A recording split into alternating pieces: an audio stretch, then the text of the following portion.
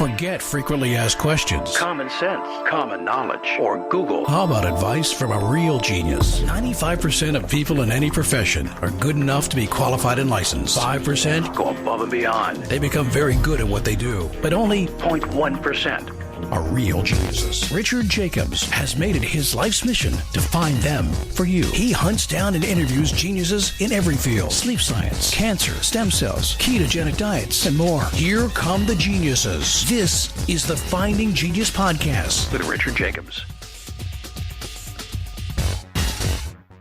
Hello, this is Richard Jacobs with the Finding Genius Podcast. I have Lynda Frassetto. She's a Professor Emeritus of Medicine in the Division of Nephrology at University of California, San Francisco.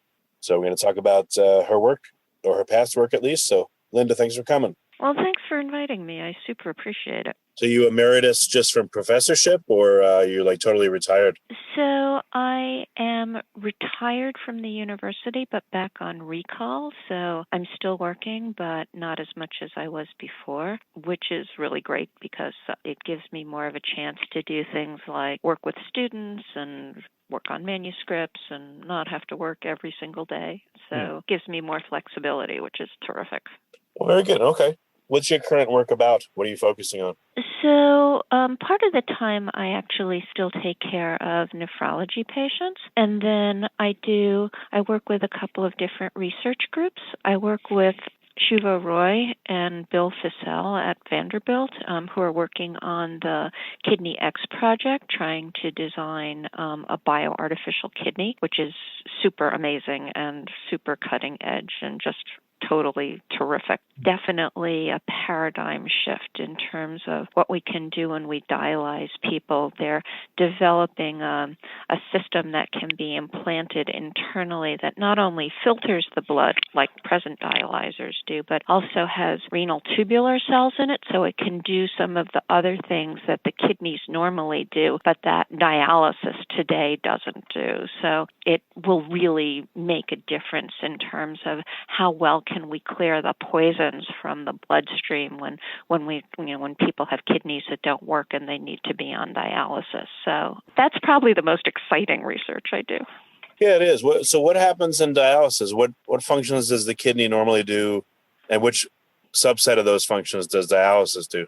Yeah, so you can really think of it as the blood comes into the kidney and it goes through a filtration system. And that's what we can do today with dialysis. So we can run your blood through the dialysis machine, and part of it is a big filter, and it allows us to filter stuff out.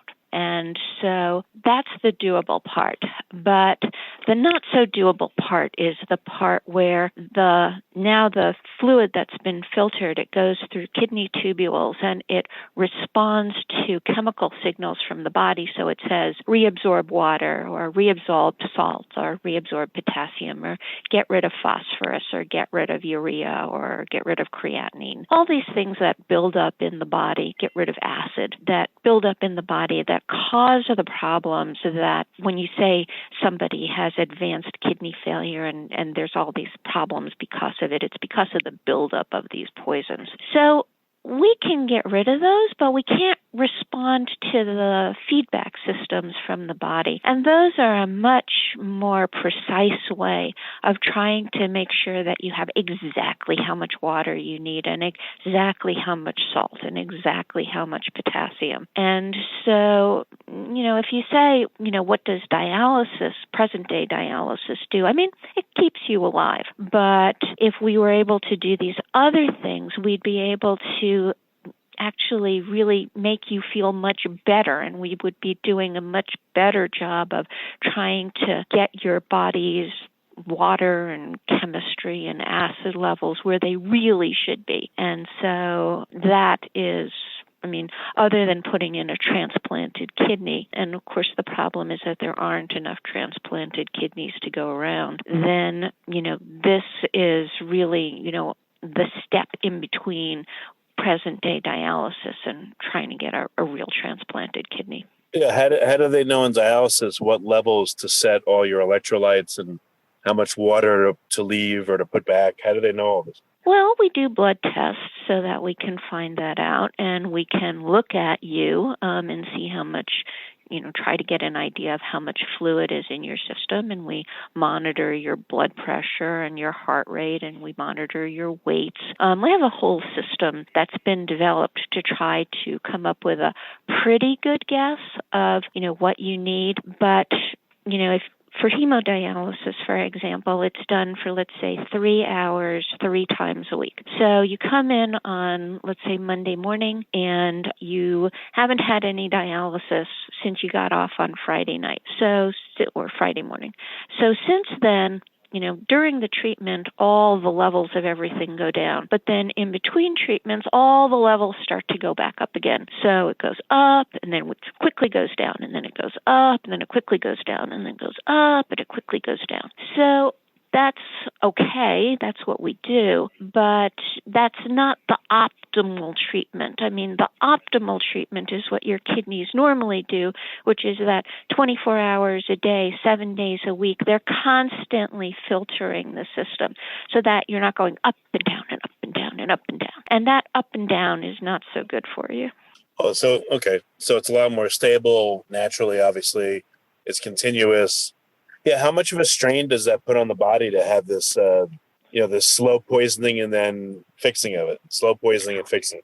Well, that, in fact, is the whole big deal, is that it puts a lot of strain on the body. And remember that most of the time, the people who are on dialysis because they have a bunch of other medical problems, so high blood pressure or diabetes or heart disease. And so all of these things, having, your blood pressures go up and then down and up and down, that's not particularly good if you have bad heart. It's not particularly good for your blood pressure either, to go up and down and up and down. And many of the people that we have on dialysis have all of these things. Like, it's not like they have one. They're older, and they've had damage to their blood vessels for decades because of high blood pressure and diabetes. And the damage to the blood vessels is so bad that now the kidneys don't work anymore. But that doesn't mean that the blood vessels in the heart or in the brain look any better. So it's really, it's what we can do, but it's certainly, and we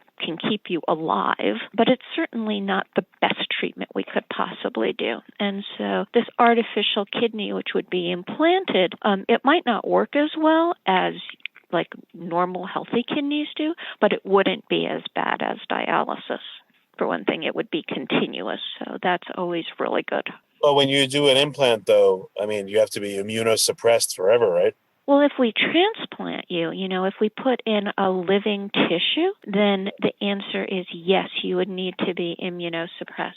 But the guys who developed this, Shuvo Roy and Bill Fissell, who have been doing this now for decades, one of the engineering breakthroughs that they made, that they did, which is really something that has allowed this project to go forward, is that they came up with an immunologic barrier that would allow the fluids to go through, but not the immune response of the body. So with their particular system, the body is, the artificial part, the bioartificial part is protected from the body's responses.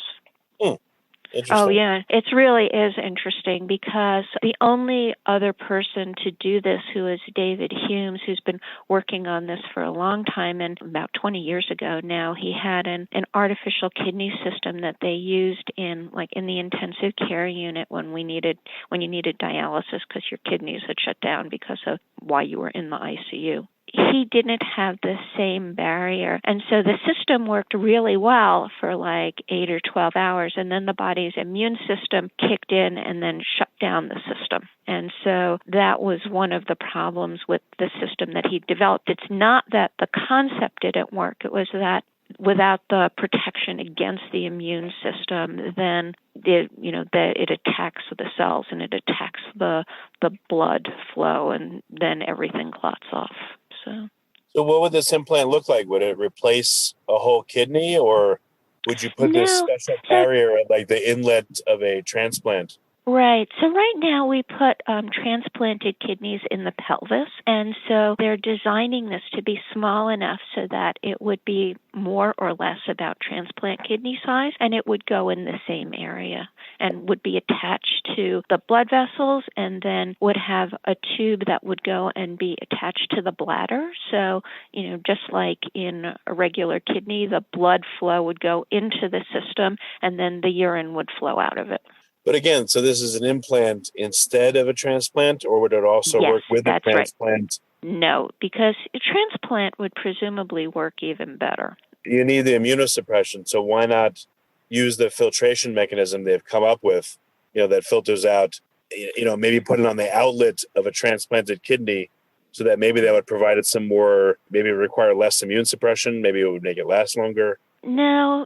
So a transplanted kidney that works really well, pretty much you have about, I'm going to say about 70% of normal kidney function. With the bioartificial kidney, they're hoping to get about 30% of normal kidney function. So a transplanted kidney that works generally is going to work better. I mean, this is definitely a trade-off. I mean, no two ways about it. The trade-off is you have a better working kidney, but you have to take immunosuppression.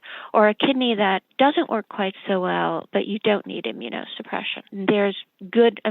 This is definitely a risk-benefit thing where you say, well, which would I rather have? And you could make an argument that, maybe in older people, a bioartificial kidney would be better, and maybe in younger people where you would prefer them to have, more kidney function so that they stay healthier, maybe, we would prefer to put transplanted kidneys into younger people. I mean, you could make an argument depending.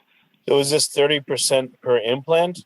And if so, why not do 2 implants or 3? Well, so one, there are some actual surgical technical reasons not to do that. There's only 2 sides that we can use, the right side and the left side. And so it's not 100% clear that we would want to keep operating on one side.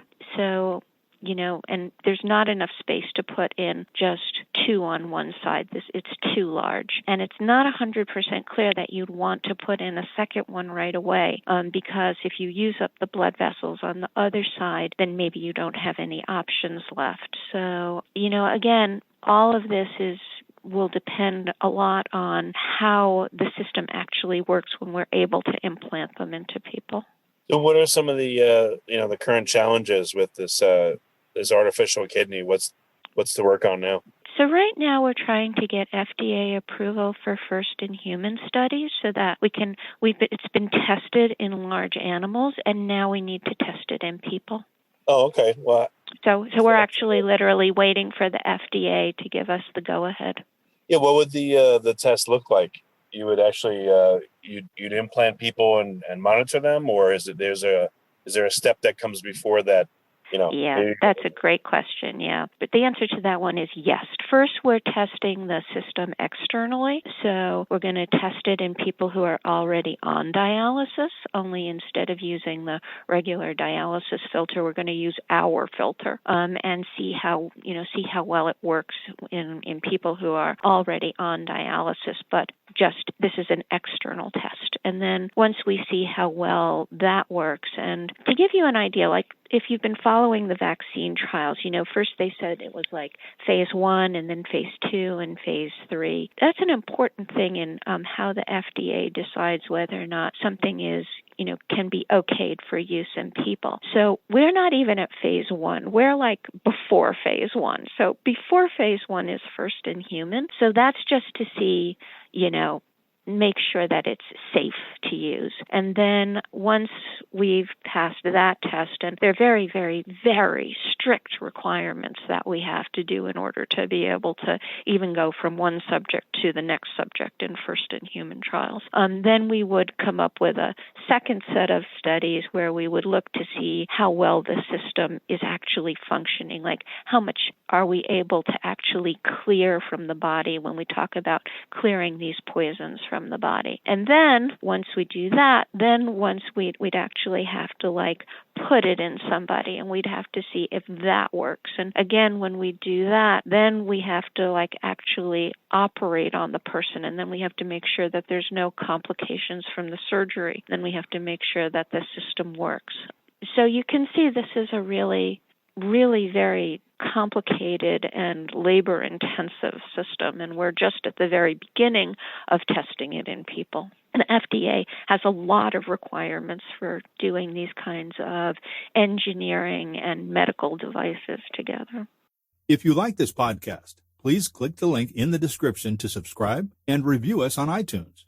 Yeah, I'm sure they do. Even when it is successful, though, I mean, it's a foreign material, this implant, or multiple foreign materials. I would think the body would try to encase it in all kinds of, its own material, try to form Absolutely, positively, yes. And so that's one of the things that was tested in the animal studies to make sure that you didn't have that kind of reaction. Absolutely, positively. So first they tested them in rats, and then they tested the material in dogs, and then they actually tested the entire system in a series of pigs. So yes, I mean, the part to make sure that there isn't a bad reaction, those are all the animal tests that have already been done. I mean, wouldn't you still need some immunosuppression? Or, I don't know if this happens, for instance, with pacemakers, or you just get this accumulation of material around the device and eventually you have to go in and clean it or replace it, or, what are the dynamics of that? So right now the system is designed to be modular, meaning that we should be able to go in and, let's say we have a problem with the filter. Hopefully we'd be able to just take out that module and put another filter module in. Or if we have a problem with the tubular cells not working, we could take out the module with the tubular cells and put the tubular cells in. But part of the thing that needs to be worked on is, that's the whole point, is you don't want to have to keep going in and reoperating on people. So you have to design a system that hopefully will work for, let's say, 6 months or a year without requiring additional help. That's actually all part of the testing. Oh, 6 months or a year, or multiple years? I would think you'd want it to work for a very long time, if well, possible. You would, but I mean, I'm going to say that this has never been done before, and so we're trying to say, what's the least amount of time that we think would be reasonable to actually have this function. Yes, in the best of all possible worlds, you'd want it to last for a long time. Well, with transplants, is there a metric that, the transplant, in order to be approved, it has to be able to, work with the body for at least 6 months, or, are there any, I'm sure there's standards, so right? when we transplant a living kidney, it used to be, back when I was in training, like 30 years ago, that transplanted kidney would last maybe 8 or 9 years on average. And then it would fail, and then you'd need another transplant. Right now, on average, a transplanted kidney lasts maybe 15 or 16 years, although that's on average. So some people had kidneys transplants 30 years ago, and they're working great. And then other people have kidney transplants, and they failed in a year and a half. On average, right now, transplanted kidneys, last about 15 or 16 years. But the problem is that there hasn't been a big increase in the number of kidneys transplanted in decades, whereas every year the number of people on the waiting list to get a transplant goes up and up and up. So the problem is that there's a huge gap between the number of people who are on dialysis or who have very advanced kidney failure and are about to be on dialysis, compared to the people that we have the kidneys to transplant. Yeah, what's that difference? Like how many thousands or hundreds of thousands? Hundreds of thousands, actually. Huh. Yeah, I know some people are trying to use up and up. pig organs, pig kidneys and xenotransplants. Right. And stuff So that's even more complicated, because now, at least when you use human kidneys, there aren't, I'm going to use the word antigens, which are molecules on the surface of the cells or on the surface of the blood vessels or exposed to the rest of the body. They're all human, Okay, but if you put in a pig kidney, I mean, pigs might look an awful lot like us, but there are even more of these proteins and other molecules that are not us. And so even more targets for the immune system to react to. So you would need even more or better immunosuppression for xenotransplant. So it is something that they're trying to do, but it is more complicated. Then the problem with immunosuppression is that's just it. We're suppressing your immune system. And so that means that you're more likely to get infections and cancers and heart disease and a variety of different things. So long-term immunosuppression has its other problems. Okay. I mean, this is definitely a balance thing. This is where you want to try to weigh the good versus the bad and say, like, how much can I give you so that it's more or less under control as compared to, too much. Like, this is definitely like Goldilocks. This one's too hot and this one's too cold and this one's just right.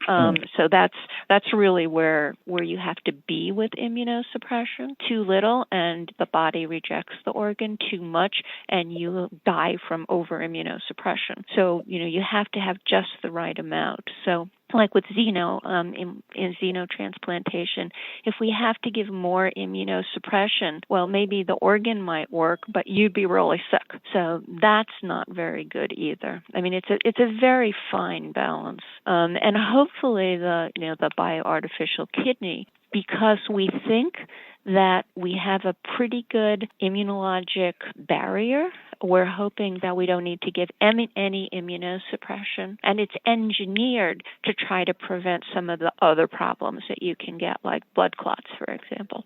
Yeah, gotcha.